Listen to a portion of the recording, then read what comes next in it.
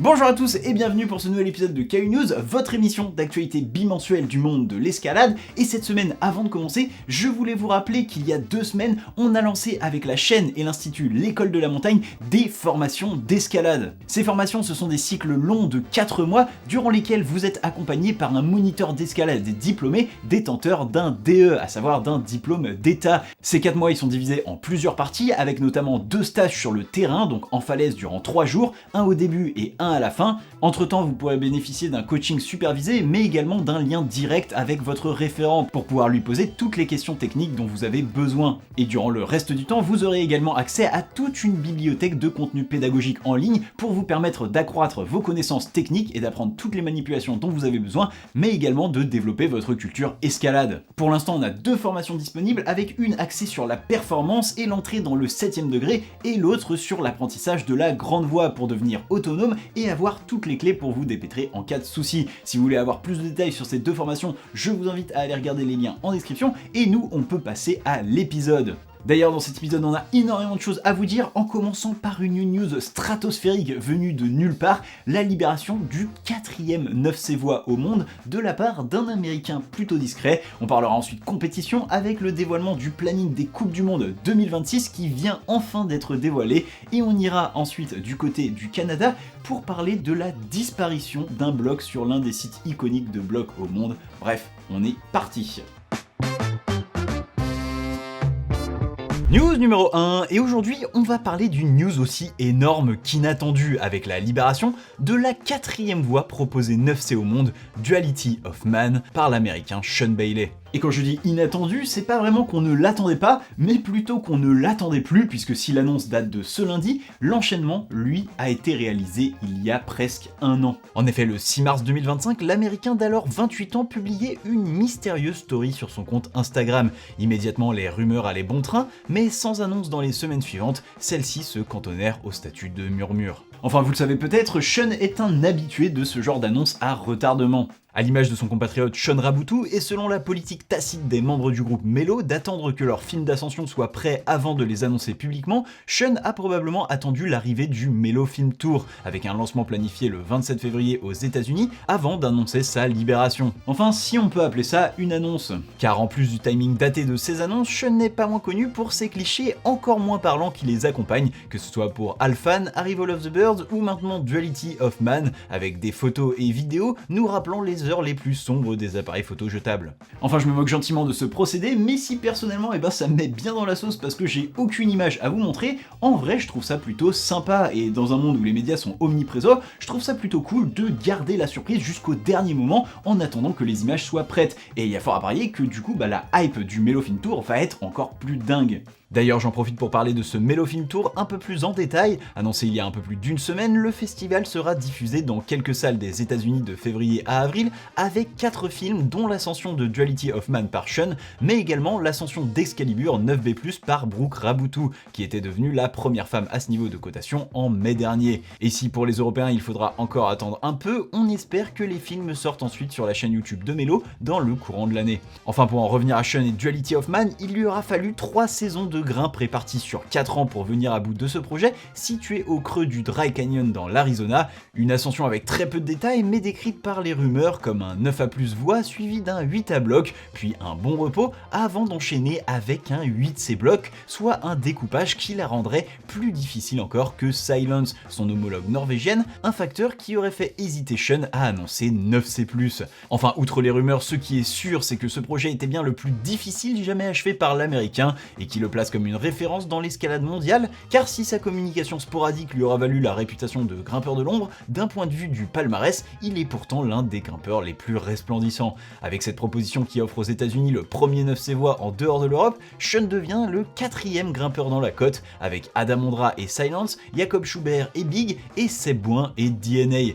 Plus encore, il est maintenant l'un des 3 grimpeurs au monde à avoir enchaîné à la fois un 9 à bloc et un 9 C voix avec Adam et Jacob cités précédemment, mais le seul avec 3 9 à bloc et surtout le seul à avoir libéré à la fois un 9A et un 9C. Autant de records que de superlatifs dont on pourrait qualifier Sean, à tel point tout semble réussir à la nouvelle gloire de l'escalade américaine en attendant de découvrir avec impatience les images de ce nouveau monument de la grimpe mondiale. News numéro 2, on l'attendait depuis pas mal de temps. En ce mois de janvier, World Climbing, la fédération internationale d'escalade, a dévoilé le planning complet de la Coupe du monde d'escalade 2026, ou plutôt des World Climbing Series comme on doit maintenant les appeler, et comme d'habitude, celui-ci nous réserve quelques surprises. La première d'entre elles, c'est que contrairement à d'habitude, la saison commencera un peu plus tard en mai, avec comme depuis quelques années 2 étapes en Chine, la première à Keqiao du 1er au 3 mai avec du bloc et la deuxième à Wujiang du 8 au 10 mai avec de la vitesse et de la difficulté. Ensuite on traversera la planète avec l'étape de Salt Lake City aux États-Unis du 15 au 16 mai qui ne présentera plus qu'une étape de paraclimbing, même si on va le voir plus tard, cela ne veut pas dire que la ville abandonne le bloc. Derrière ce sera donc directement le début de la tournée européenne avec du bloc à Berne en Suisse du 22 au 24 mai et du bloc et de la vitesse à Madrid du 28 au 31 mai pour ce qui sera le mois le plus chargé de la saison. En juin on continuera la tournée européenne avec du bloc et de la difficulté à Prague du 3 au 7, puis la classique étape d'Innsbruck qui accueillera le paraclimbing du 15 au 16 avant de se prolonger du 17 au 21 avec du bloc et de la difficulté. En juillet on enchaînera du 3 au 5 avec une étape de vitesse à Cracow en Pologne, puis de la difficulté et de la vitesse sur notre étape française de Chamonix du 10 au 12 juillet. On enchaînera alors avec l'un des rendez-vous les plus importants de la saison, les championnats d'Europe à Barcelone du 17 au 19, mais uniquement pour le bloc. A noter également la tenue des championnats du monde jeunes à Arco en Italie sur toute la semaine du 18 au 25. En août, ce sera le mois de trêve habituel avant la reprise du circuit par les championnats d'Europe de difficulté et de vitesse à Laval en France du 28 au 30 avec en simultané une étape de para-escalade des World Cup Series. Ensuite, place à la classique étape de difficulté à Koper du 4 au 5 septembre avant de revenir en Chine pour 2 étapes de vitesse de la saison à Guiyang du 11 au 13 puis à Chongqing du 18 au 20. Enfin en octobre on entérinera la fin de saison avec d'abord la dernière étape de bloc et un retour à Salt Lake City du 16 au 18 octobre, puis les dernières étapes de vitesse et de difficulté à Santiago au Chili du 23 au 25 avant de clôturer définitivement l'année avec la dernière étape de paraclimbing à Gunsan du 30 octobre au 1er novembre. Malgré l'absence de très grosses compétitions mondiales, on va donc encore avoir une bonne saison à venir avec 6 étapes de bloc, 6 étapes de difficulté, 7 étapes de vitesse, plus les championnats d'Europe, et d'ailleurs il y a pas mal de points à en retirer. Alors évidemment, on remarquera avant tout la grosse domination de la Chine dans la représentation des pays présents, avec presque la moitié de la saison de vitesse qui se déroulera dans le pays et 4 étapes en tout, une domination qui s'explique probablement financièrement avec une capacité d'organisation inégalable, surtout pour les pays adeptes de la vitesse. Côté Amérique du Sud, après Curitiba au Brésil l'année dernière, le continent aura encore le droit à son étape, mais cette fois-ci ce sera à Santiago, une première pour la capitale chilienne. Quant à Prague qui accueillera une étape en juin, la ville semble affirmer son importance sur la scène verticale avec l'ajout de la difficulté au programme. Enfin si on parle du calendrier global, on se questionne quand même un peu sur le placement de certaines étapes comme la 6e étape de bloc à Salt Lake City en octobre, soit 4 mois après la 5e étape, avec forcément des formes très différentes, des absences potentielles et donc une pertinence sportive limitée. D'ailleurs le déplacement même de cette étape à l'automne alors que l'étape de paraclimbing reste bien au printemps constitue une interrogation et surtout un coût financier supplémentaire pour les fédérations, sans compter la différenciation du circuit para par rapport au circuit officiel,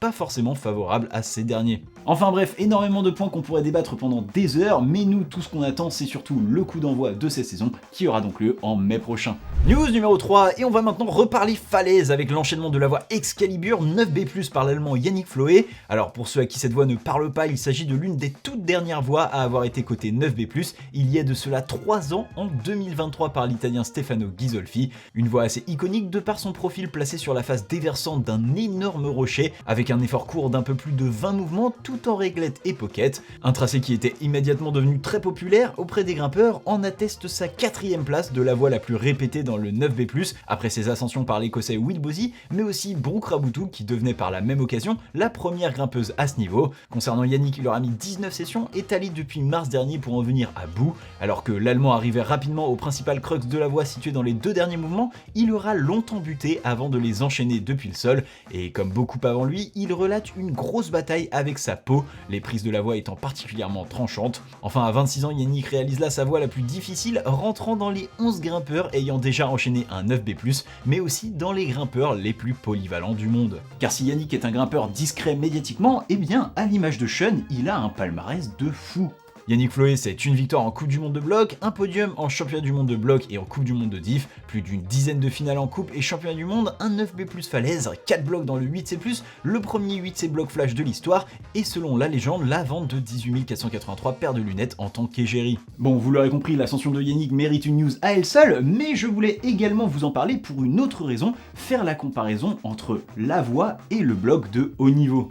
Vous l'avez sûrement remarqué, depuis un an maintenant, les blocs de cotation 9A, c'est-à-dire ce qui était encore il y a quelques mois la cotation maximale atteinte dans la discipline, sont devenus monnaie courante, alors que les voies côté 9B+, qui elles ne sont plus la cotation maximale atteinte en voie depuis presque 10 ans, sont encore plutôt rares. Pour comparaison, il y a 6 ans, en 2020, le nombre de 9B+ voies était de 5 contre seulement un 9A bloc. Et bien 6 ans plus tard, en ce début 2026, on compte désormais 11 9B+ et 12 9A, une stat encore plus frappante si on parle en termes d'ascension, alors qu'en 2020 on était à 9 ascensions en 9B+, contre une ascension en 9A bloc, nous en sommes maintenant à 26 ascensions en 9B+, mais 37 en 9A bloc. Alors qu'est-ce que ça veut dire? Est-ce que le bloc est en train de grand remplacer la voie? Est-ce qu'on va tous se mettre à porter des bonnets en se promenant dans les forêts avec un ventilateur à la main en attendant de trouver un caillou sous lequel poser notre crashpad et le regarder pendant des heures?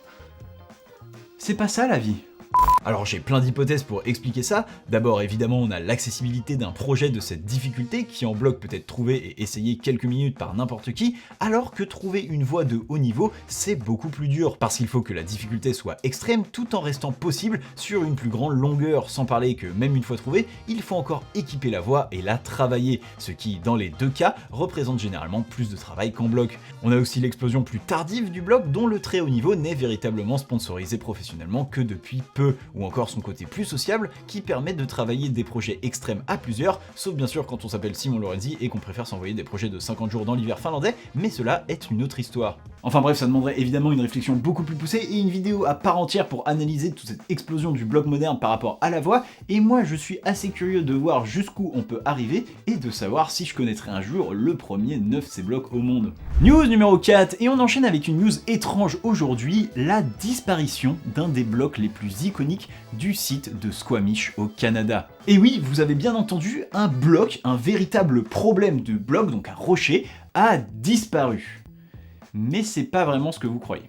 En effet, je parle ici du bloc Portable, à savoir probablement le plus petit problème de bloc au monde. Haut d'environ 30 cm, Portable est, comme son nom l'indique, un bloc littéralement portatif. Pourtant, malgré sa petite taille, cela ne l'empêche pas d'être un véritable problème de bloc répertorié, valant même la cotation de 6B. Devenu iconique et presque comme un rite de passage pour les bloqueurs de Squamish, il dispose même de nombreuses variations, l'une d'entre elles vous imposant de n'utiliser qu'une main, faisant passer la cotation du bloc à 7A. C'est pour cela que malgré son aspect portable, il est un accord tacite dans la communauté de grimpeurs de toujours le laisser devant le bloc Superfly, une dalle en highball pour que chacun puisse le retrouver. Et d'ailleurs, un autre défi connu à réaliser avec Portable est l'enchaînement de Superfly avec Portable dans une main, un défi dont la cotation atteindrait au moins 7C+. En plus d'être un bloc en soi, Portable c'est donc la mascotte de Squamish, c'est un petit peu l'âme du site. Et pourtant, en septembre dernier, il est porté disparu. Aussitôt, toute la communauté est plongée dans une inquiétude désespérée, des appels à témoignages sont lancés, des articles sont écrits dans la presse locale et des avis de recherche avec la photo du bloc sont même placardés sur le site.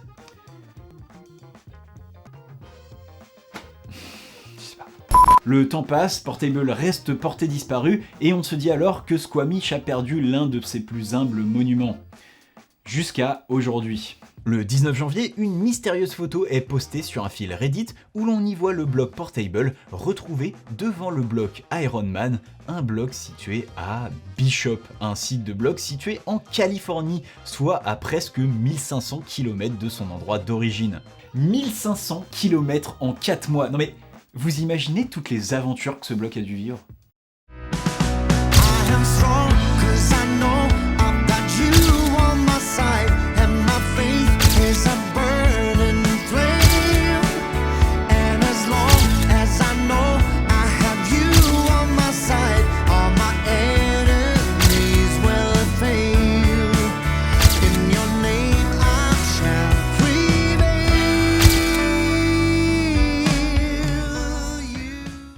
Mais c'est pas tout, parce que oui, d'accord, on a retrouvé Portable, c'est bon, il est à Bishop, mais le pauvre, il avait peut-être une famille, il avait peut-être des amis, alors il faut le ramener maintenant.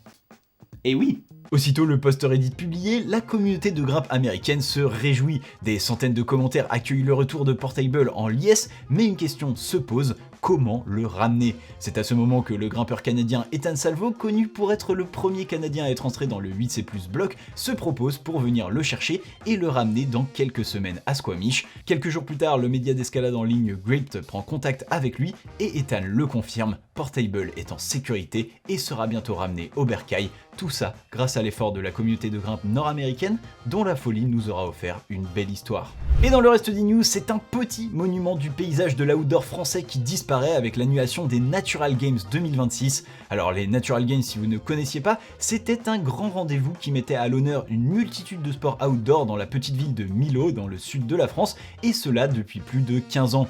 Outre l'escalade, on y célébrait le parapente, le VTT, la slackline, le trail ou encore le kayak dans une ambiance de festival qui rassemblait chaque année de plus en plus de visiteurs, à tel point que les Natural Games étaient devenus un incontournable de la scène nationale. Sauf que voilà, dans une conjoncture économique difficile, avec une trésorerie au point mort, le comité a officialisé l'annulation de l'édition 2026, une annulation qui ne scelle pas pour l'instant la fin définitive du festival, même si elle laisse forcément pessimiste à cet égard. Le comité lui préfère laisser un autre souvenir à tous ses anciens participants, en citant Marguerite Yourcenar, il ne faut pas pleurer parce que cela n'est plus, mais il faut sourire parce que cela a été, et nul doute que pour ceux qui l'ont vécu, les Natural Games auront laissé un souvenir heureux. Et toujours dans le reste du news, on vient tout juste de parler du planning de Coupe du Monde 2026, et déjà celui de la saison 2027 commence à livrer ses premières révélations. En effet, World Climbing a annoncé au travers de leur site avoir signé un accord avec la ville de Manchester au Royaume-Uni pour que la ville accueille une étape en juin 2027.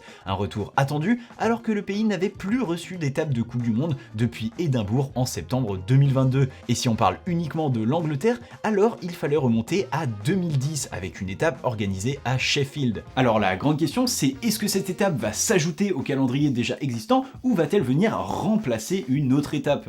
Pour rappel, dans le règlement de l'IFSC sur le circuit de Coupe du Monde, visiblement toujours valable depuis son changement de nom en World Climbing Series, il est spécifié que le circuit peut contenir jusqu'à 8 étapes par discipline. Par exemple, pour 2026, il en est prévu 6 et Manchester ne pourrait bien que s'additionner à ce calendrier. Mais ça, on n'y croit pas trop puisque l'étape étant prévue pour juin, elle risque fort de remplacer l'étape de Prague en République tchèque, dont le contrat avec l'IFSC ne contenait que des étapes pour les éditions 2026 et 2028. Et pour continuer dans ce reste des news, je tenais à vous présenter un nouveau format médiatique qui vient de voir le jour, appelé Voix de Légende. Alors Voix de Légende, c'est un podcast lancé par le bien connu Lucien Martinez, grimpeur de haut niveau et ancien rédacteur en chef de Grimper Magazine. Après son départ du journal, il a voulu amorcer ce projet qui lui tenait à cœur depuis longtemps, raconter les histoires méconnues des voies d'escalade. Le format vient tout juste d'être lancé et sera à retrouver sur la chaîne YouTube Blogcast, qui fait partie de l'univers médiatique du média Blogcorp, avec le premier épisode sur la voie FFF 9A située dans le sud-ouest de la France. En plus de tout ça, 2 autres épisodes sont déjà prévus sur la voie Made in Bougo, également de 9A dans l'Aveyron,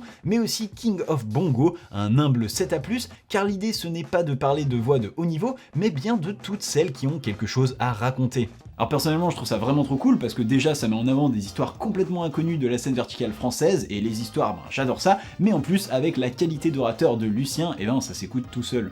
D'ailleurs, ce n'est pas tout, puisque le podcast n'est pas le seul moyen de diffusion du projet, avec un site qui accompagnera chaque nouvel épisode d'un texte racontant la voix d'une manière encore différente. Là où les podcasts YouTube raconteront les anecdotes sous la forme d'une interview plus classique, le site présentera la voix de manière indirecte, à travers des discussions de comptoir beaucoup plus intimistes, et d'ailleurs, un compte Instagram est également en préparation pour venir encore enrichir cet univers. Enfin, si vous souhaitez vous aussi partager des voix dont vous connaissez une histoire particulière, originale ou tout simplement inspirante, vous pouvez contacter Lucien directement via son site, un site dont je vous laisse le lien en description pour aller vous délecter de ces belles histoires. Et voilà, c'est tout pour les news, et on passe maintenant aux croix de la semaine.